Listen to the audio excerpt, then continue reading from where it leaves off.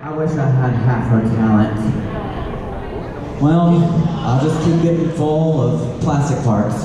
And then you'll love me anyway, right? That's what I thought. Are you ready for your next entertainer? Make some noise.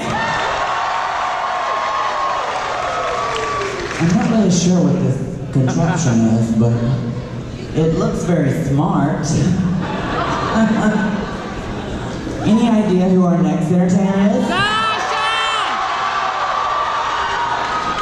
Well, let's just say she won the biggest pageant you could ever win.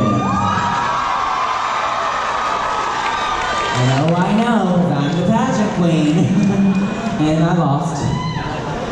I was a beautiful third adjacent runner-up.